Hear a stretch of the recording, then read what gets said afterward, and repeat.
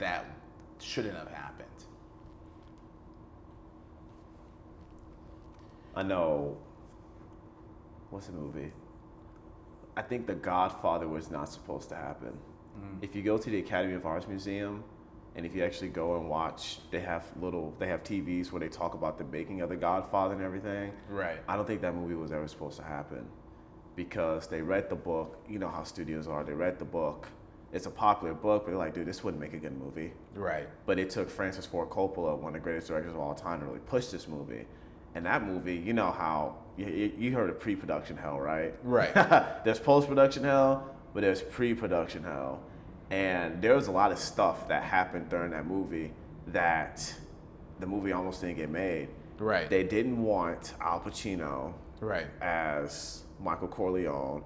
They didn't want Marlon Brando as Vito Corleone. They wanted to control the casting, but Francis Ford Coppola and them, they were going back and forth. Francis Ford Coppola almost got fired from that movie, and they were just going to scrap the project in its entirety. But I think one thing that really helps, at least back then, when not gonna say the film world was smaller, but it just wasn't as big as it was today, was that they saw the auditions of Al Pacino as Michael Corleone, Marlon Brando as Don Vito, compared to other actors who auditioned for Don Vito. Right. I mean Vito Corleone. Right. Corleone. But I know that movie, it was not supposed to be made. Oh, really? That was a huge, even for its time, that was a huge risk. But look how it turned out, bro. Absolutely. You can make an argument that it's the greatest movie of all time, and you can even make a stronger argument that the second one is better than the first one. You know what I mean? So that movie, How much does it gross? You know? a lot, dude. I know the budget was 11 million. This was back in the 70s too. Of course. So I looked it up. So 11 million back in 1971, which is when they filmed it, it's like the equivalent of 46 million today. Okay. And it grossed like 200 something million, which is a lot back then. Oh, yeah. So Oh, yeah. I think the second one grossed more. It had a bigger budget, and it also grossed more. I have to look into that. But I know it definitely made a lot of money, and it transcended cultures. But another movie that I know that wasn't supposed to be made, oh, dude, it's like weird. I had it all in my head, and I was just going, and The Godfather's the first one I could think of. But Yeah, you referred to Godfather probably, I would say, 60 out of our 80 episodes. You probably referred to Godfather. hey, man, when you get the chance, man. It's like it's the only film you might have seen. No, I feel you, dude. Absolutely. Now, I kind of cheat on this one just because I watched my favorite. You know, all the stuff about film is interesting to me. Even some of the books I read at the library showing the changes of Hollywood and stuff. But there's a series right now called The Movies That Made Us. And it goes through and shows you how these movies were made and how a lot of them were not supposed to be made. Like I said, it's a miracle that any movies ever made. And one of the ones that really jumped out to me in particular was Home Alone. Home Alone, they had a budget originally for 10 million, can't go over 10 million. First of all, John Hughes wrote it. John Hughes wrote all the coming to age stories. He's the king of that genre of coming to age. He wrote 16 Candles, he wrote Breakfast Club, and he wrote Home Alone. And they had problems with, and John Hughes wrote that script within 3 days. That's just how he was with everything. And he directed most of his projects, but since he was so busy and Hollywood knew he was so bankable, he decided to give that script to a friend of his who had a flop recently, but was also a great writer. This friend of his wrote Gremlins and other big movies before then. And I had to look into it. I think he was actually the writer on Back to the Future too. So dude, he was legit. He was legit. But the first movie he directed, it flopped so bad that the studios were detoured from him. That's usually what happens. Yeah. Yeah, they're like, we'll let you write, but don't ever try to direct again. And he told John, like, man, I want to direct, and John's like, oh, dude, I got a script for you. And he goes to set to do the script.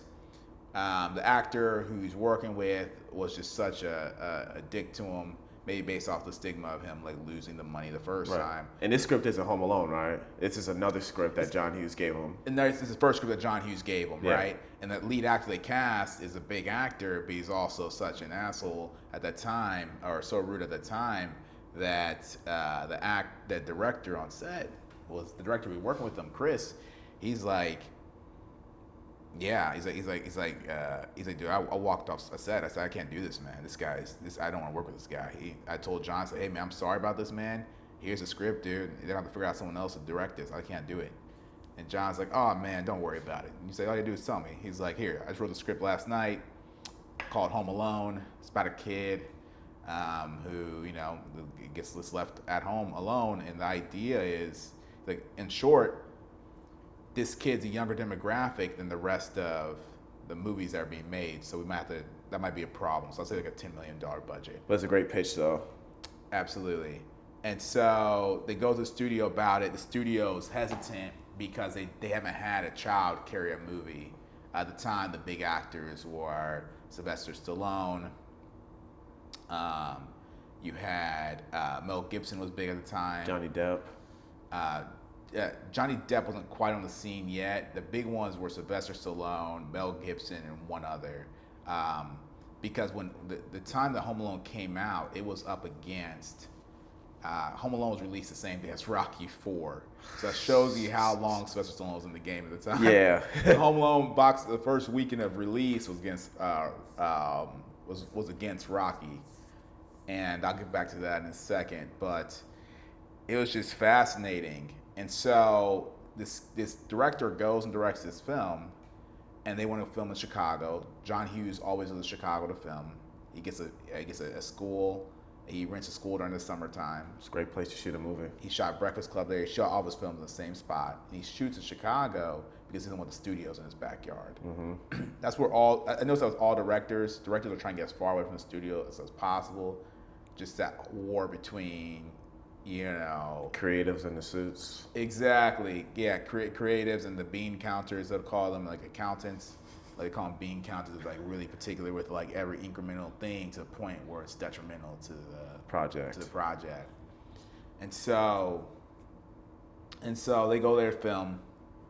They go film this project over there, and in the midst of filming it, they're like, "Hey, guys, we're bringing on Joe Pesci.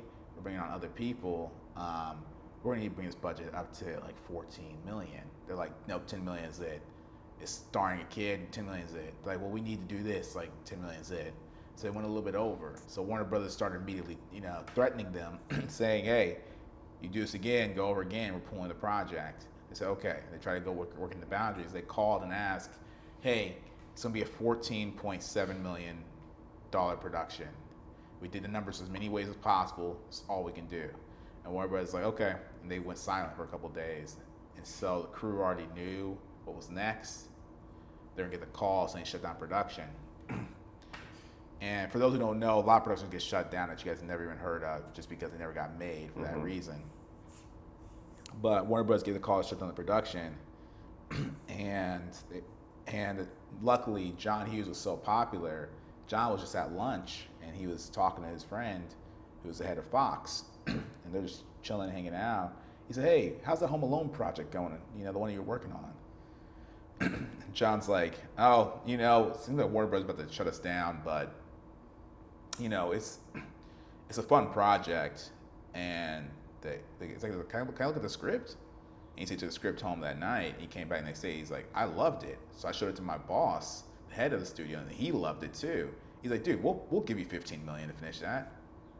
He's like, "Yeah, we'll definitely pay for that." And he's like, "Okay," which everyone talks about as a questionable transaction. Yeah. It's for those who are listening, those who are watching, those who are tuning in, and all these people who've built something great. There's these questionable transactions I've noticed. With Phil Knight and Nike, he had one that was very questionable. That it was like the bridge between two contracts. Well, that's the same thing here.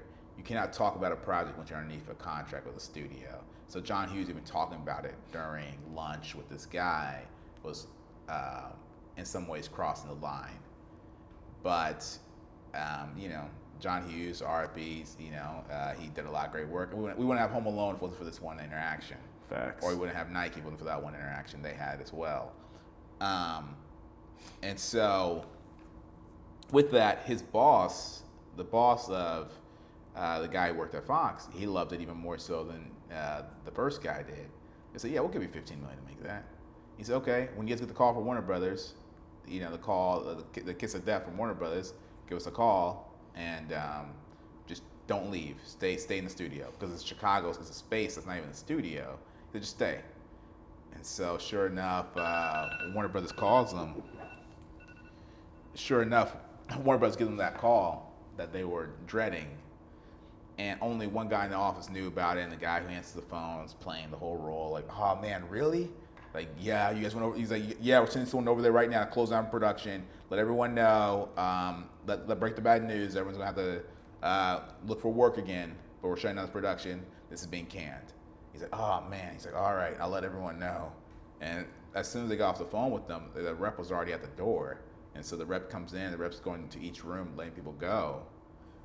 Terminating people. As he went into one room, the other guy would follow behind him as soon as he left that room and said, guys, stay put. And he'd go around. He said, all right, these are handing out new T-shirts. Like, we're Fox production now. He said, it says comedic because him and the guy ran into each other. Him and the rep ran into each other. The rep's like, what are you doing? He's like, sorry, we're Fox. We're Fox production. So you're fired. Get out. He said that to the guy who comes, the rep who comes. The rep goes back and obviously tells WB, but he's already too late. He gets out of the place. They're Fox production at this point. The movie comes out. It took forever to get to this point. The movie comes out. It cost them $14 million to make, and the movie grossed over $250 million in the first year it was out. And to this day, it's one of the only comedies that's touching $1 billion. Mm-hmm. And it is the only comedy that's touching $1 billion. And the crew was really, because they had such a low budget for this film, they had assistants, second ADs, they had ACs, camera assistants working as cinematographers. The people working positions that are higher than what they really could do. And because of that, the whole crew decided to watch cartoons like the Roadrunner, Tom and Jerry. That's smart. And that's how they got inspired with this comedy of bringing the cartoon aspect. Because the cat mouse game. This cartoon aspect to it, and that's why you had like all like the doing sound effects. These guys getting hit, these slipping guys on toys, yeah. Because all they knew was cartoons. Because these guys were amateurs. These guys are all like the bench warmers of the film industry at the time. They're like, we just turned to cartoons, man, and we invented a whole new genre. And now in the stunt community, they call it a Home Alone fall or whatever like that. But there's names that we use now in the industry to this day, and we always refer back to Home Alone because they created a new genre for sure of film. And that's just, you're proud of all those guys. All their careers changed. The director of that went on to direct several other movies, including Harry Potter, all the Harry Potter films. The same director did Home Alone, did the Harry Potter films. Really? Is he British? No, he's not. He ended up doing, can't remember which one he ended up doing, but he ended up doing 2 of the Harry Potter films. Okay. What's his name? Chris is his first name. I have to go back and remember his last name. Okay. The reason why it's hard for me is because I have a friend named Chris Shulock who did Shameless and did ER. And this Chris's name is very similar, so it's like I get those two confused. They're both directors.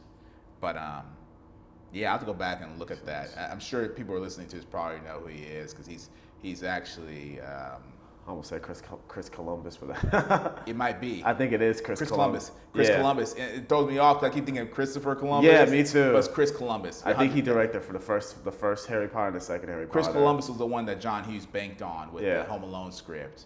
Yeah, that's Chris Columbus. That's weird because J.K. Rowling was like, I want all the actors to be British, but I guess that didn't include the behind the camera talent. That's why it threw me off, like an American directed Harry Potter? Yeah. Which would make sense because I think back then it was mostly American directors. Yeah, and everything. Got their hands on film and operate it. But yeah, that was it's Chris Columbus, and he's the one who's kind of going through this documentary, sharing the story about how this movie got made. Yeah. And dude, everything just kind of fell into place. And so for anyone out there who's making a film, anyone out there who's building anything, just keep going. You guys hear me refer, probably the last 3 or 4 episodes, you heard me refer to Phil Knight's journey with Nike, and a lot of that has to do with how relevant it is with the movie Air and stuff like that. They didn't really dive into his story, but he also had a contractual thing going where these people, the deal he made, they only wanted him to have running shoes. And he was okay with that. But then they started saying that we're going to buy out your company. We're not going to allow you to sell shoes anymore. Some Japanese company was had a lot more capital. It's kind of bullying Nike in its early days. They said, we're pulling the plug on you guys. And he's like, you pulling the plug on us? He's like, man. And so he goes over to another factory and says, hey guys, well, can you guys make other sports shoes? We can't use running shoes anymore. And they decided to make football cleats, soccer, basketball. They made all those others. And so they're the first sporting goods department to go into using other sports. And they really took over Converse, because Converse was like the big thing back in the day. Converse was the big thing, and Adidas were their big thing. Yeah, big thing. And Nike right now is they're the biggest one. You got Nike hoodies and sweats on right now. Yeah, Nike socks. and Phil, if you check out, or look at it, they're making a movie about him right now. I just now saw that's in pre-production. They're gonna have a film coming out next year. It was about his story from the beginning, but that was his thing from the jump. Like, he was the one who banked on himself with that. And there were so many times he could have dropped the ball and it never could have happened. It actually made sense. Like, you watch some of the things he was going through, you're like, dude, I would just stopped. Some stuff that you didn't expect. Like, he got out. He tried to make it. He was already broke. He went broke from this thing. His dad's saying, hey man, be an accountant, go to school, do this. Yep. Then as soon as he makes a little bit of money, he has a tax issue. The government wants $25 million of his company that's only making $800,000. He's like, or making $1 million. They want $25 million for a company that doesn't even gross that in a year. And just things got really, and he had to get an attorney, so he hired his cousin who was an attorney. Well, not the right attorney. Yeah. And so he went through all this stuff just trying to keep it all together. He's like, I don't even know why I kept going.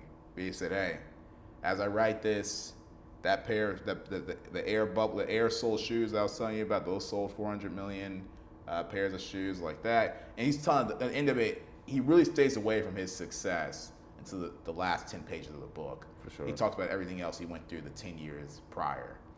And he had a day job the first 8 years he was in business. Man, it's the first 8 years he was in business. First 8 years Nike was operating, he had a day job. He couldn't afford a salary out of the company. So right.